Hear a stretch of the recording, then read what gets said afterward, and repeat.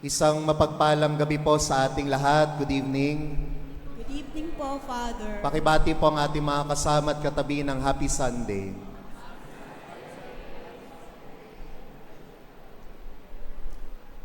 Happy Sunday po sa ating lahat. Tayo po ay nagpapasalamat sa Diyos sapagkat ngayong araw ay ikalawang araw po ng ating Misa Nobenaryo.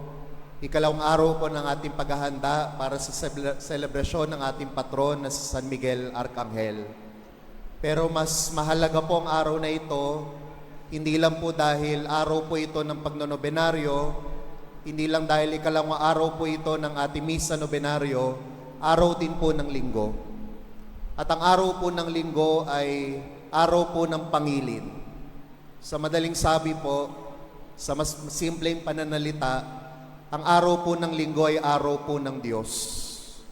Ang araw po ng linggo ay araw po ng tungkulin natin bilang mga Katoliko at Kristiyano na magkakasama po tayo bilang isang pamilya, magkakasama po tayo bilang isang bayan ng Diyos na nagpapasalamat po sa pinagmulan at matutunguhan ng lahat ng bagay, walang iba kundi ang Diyos. At tila po ba, buhay po talaga ang salita po ng Diyos sapagkat tugmang-tugma po ang mga pagbasa sa araw po na ito. Ika-21 araw po ng Setyembre, anibersaryo po ng EDSA People Power Revolution.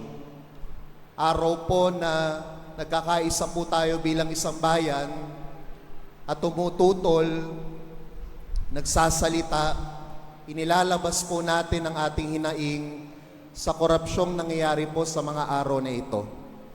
Partikular po sa sistemang umiiral sa korupsyon sa gobyerno.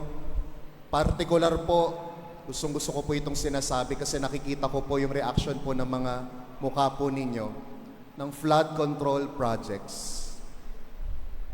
Kitang-kita ko po yung mga busangot po ng mukha po ninyo. At tayo po ay nagsasalita po tayo dito at narinig po natin yan sa mga pagbasa po natin sapagkat ang hinihingi po natin ay isang salita. At ang isang salitang narinig po natin sa Ebanghelyo na patungkol din po sa araw na ito ay palagi po natin naririnig.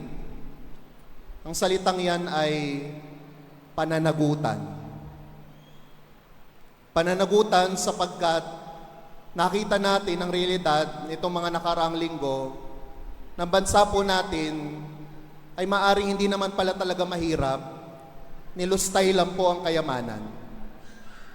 Pananagutan sapagkat ang dapat na inilaan para po sa paglilingkod sa mga kababayan nating lalo tigit na mga nasa laylayan ay binalsa po ng iilan. Pero mas malalim po ang ibig sabihin po ng pananagutan sa mata po ng salita ng Diyos. Mas malalim po ang ibig sabihin ng pananagutan sa tungkulin po natin bilang mga Kristiyano. Kasi ayon po sa selebrasyon po natin ngayon, higit po sa Biblia at sa salita ng Diyos, ang pananagutan po ay hindi lang pananagutan ng pagbabayad po natin ng buwis. Ang pananagutan po ay hindi lang pananagutan ng paggamit po ng pera ng bayan para kung saan po dapat inilaan. Ang sinasabi po sa pagbasa, ang pananagutan po ay pananagutan sa Diyos. Ang pananagutan po ay pananagutan sa Diyos. At kaya po tayo may pananagutan sapagkat tayo po ay katiwala po ng Diyos. Siguro ito yung magandang isang bagay na pagtuunan po natin ng pansin. Anong kinalaman ng Diyos sa nangyayari ngayon at anong kinalaman ng Diyos sa pananagutan po natin bilang mga Kristiyano. Ngayon, upang maintindihan po natin, babalik po tayo sa simula. Kailangan muna po natin maintindihan sino po ang Diyos sa buhay po natin. Ngayon, alam niyo po, pag tininan po natin at kinilala po natin kung sino ang Diyos, araw-araw po tayo, linggo-linggo po tayo nagsisimba, may isang bagay po tayong bilang mga Kristiyano, ang lagi natin maririnig sa pagdiriwang, lagi nyo po maririnig, misteryo. Misteryo ng pananampalataya. Misteryo ng Diyos. Misteryo ng pagiging Kristiyano. Sapagat na katotohanan po, habang tayo po ay nabubuhay dito sa mundo, hindi po natin lubos na may intindihan ang misteryo ng Diyos. Hindi kayang unawain ng ating isip at ng ating pagkatao kung sino po ang Diyos. Sabi nga po ay may mga santo, may mga banal na nagpapakita po sa kanila ang Diyos sa pamamagitan po ng kapangyarihan ng Diyos. Ang tawag po doon beatific vision. Pero kung walang beatific vision, hindi po pwedeng literal na magpakita po sa atin ng Diyos. Bakit? Sapagkat kapag nagpakita po sa atin ng Diyos, base lang sa kakayahan natin, mamamatay tayo. Dahil hindi natin kakayanin ang napakalaki misteryo ng Diyos na tatambad sa atin. So God remains to be mysterious. And yet, what do we know about God? If we try to describe God, and this is in theology, at least mayroon 3 bagay na alam natin meron sa Diyos. And I suppose narinig nyo na po ito. Una, ang Diyos po ay omniscient. Pag sinabi po natin omniscient, alam po ng lahat ng Diyos. O parang mas magandang sabihin yung kabaliktaran, walang hindi alam ang Diyos. Kahit po yung pinakatatago-tago po nating sikreto, na inaakala natin tayo lang po ang nakakaalam, alam po ng Diyos. Pangalawa, sabi po doon, bukod sa ang Diyos ay omniscient, ang Diyos po ay omnipotent. Ano ibig sabihin ng omnipotent? Walang mas makapangyarihan sa Diyos. Pinakamakapangyarihan ang Diyos. Kahit sino pang presidente ng anumang bansa, higit pa pong makapangyarihan ng Diyos.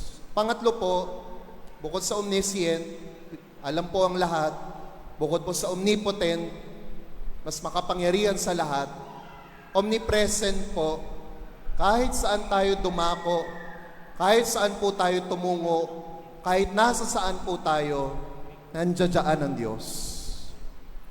Ngayon, bakit ko po ito sinasabi? Anong kinalaman po nito sa pananagutan?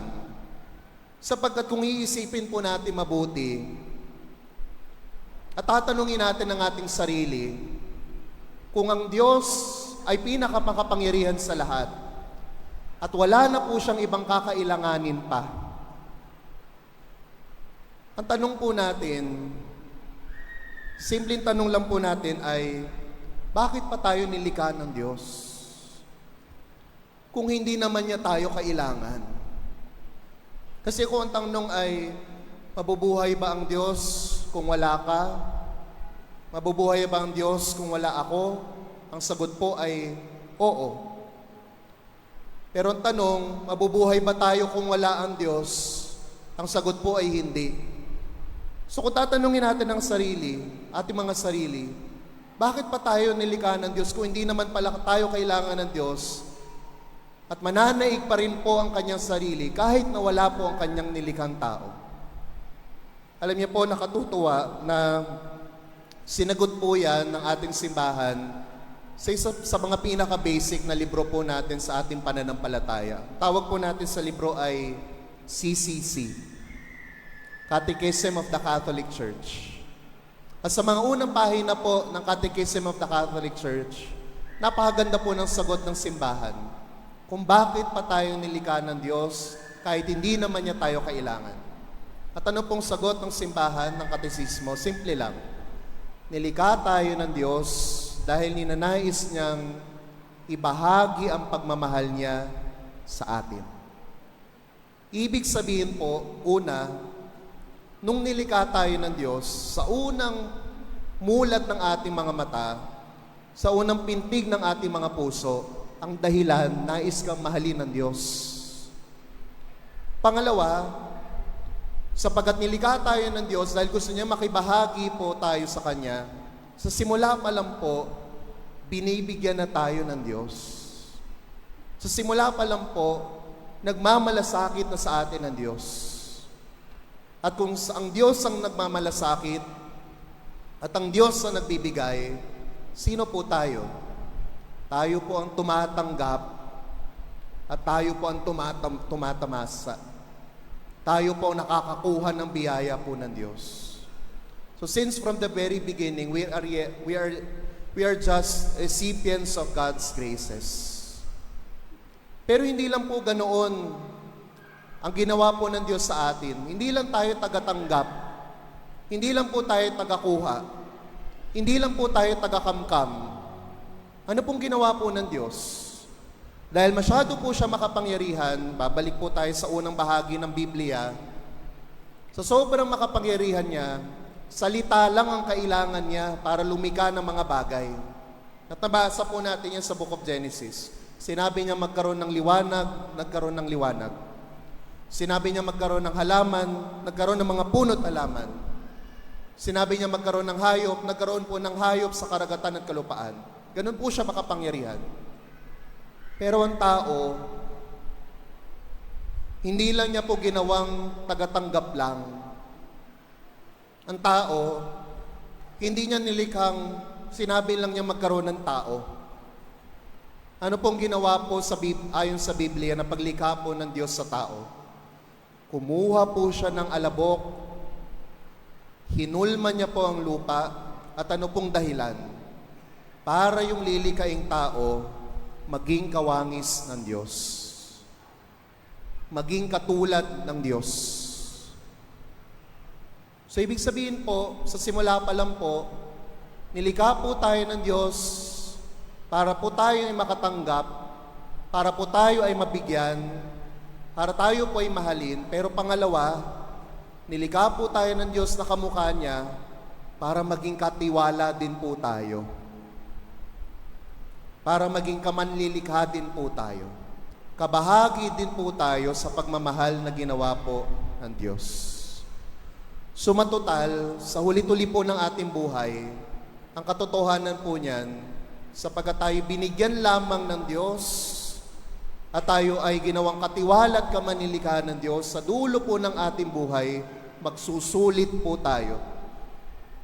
Simple lang po ang tatanungin sa atin ng Diyos, ginamit mo bang mabuti yung ibinigay ko sa iyo? Binahagi mo bang maigi yung buos-buos kong ipinagkaloob sa iyo? Yan po yung tinatawag po na stewardship. And stewardship means that in the first place, the gifts that we receive are not ours. Hindi po tayo ang may-ari. Ipinagkatiwala lang po sa atin ng Diyos. At anumang oras na naisin ng Diyos, pwede niya pong kunin sa atin. Kahit po yung sarili po nating buhay. Kaya nga po sa Tagalog, napakaganda. I think naiintindihan ng lengguwahe po natin ang ibig sabihin po na stewardship. Sapagkat ang linyang ginagamit natin pag meron pong namatay na tao, ano po sinasabi natin? Binawian siya ng buhay. There is a connotation and it denotes that even our own lives are not ours to begin with. It belongs to God. It belongs to God. So when we speak of transparency, when we speak of accountability, when we speak of stewardship, we only pertain to one thing. Not only of our responsibility to our society, not only our accountability as leaders of civil groups, of government institutions, or of the church. When we speak of stewardship, we speak of our responsibility pertaining to our responsibility to God. Sapagkat ang una nagbigay sa atin, at kung pwede natin sabihin, ang lahat ng meron tayo, ay iisa lang po ang may-ari, Diyos. Kaya kapag nawalan po tayo ng pananagutan, suma total, sa isang bagay lang din po tayo, at isang aspeto lang din po tayo talaga may pananagutan, sa Diyos. So let us regain our perspective that everything belongs to God. Every service that we render is a service rendered to God. Every love that we share is a love shared to God. At kapag alam natin na ang Diyos ang may-ari ng lahat at ang Diyos ang nagbibigay sa lahat, yung anumang pong responsibilidad, Ano man pong biyaya, material man po o hindi, spiritual man po o anumang bagay, pangangalagaan po natin mabuti. Sapagkat alam po natin ang tunay na may-ari nito ay Diyos. Yan po ang ibalik po natin sa panahon po natin ngayon. Maraming mga problema sa panahon po natin ngayon, kinakaharap po natin sapagkat akala po natin hiwalay ang Diyos sa usapan. Pero katotohanan ng lahat, kapag ang Diyos ang palaging nasa gitna ng lahat ng bagay, mauunawaan natin kung ano yung dapat po natin gawin. So tayo po ay magpapatuloy ng ating banal na misa. Sa ilang sandali po ay aanyayahan ko pong bawat isa na manahimik at magnilay po tayo. Ipagdasal po natin ang ating bayan. Ipagdasal po natin ang ating lipunan. Ang kamulatan po ng bawat isa ng pananagutan po natin higit sa lahat sa Diyos. Manahimik po tayo sandali at pagnilayan po natin ang salita ng Diyos.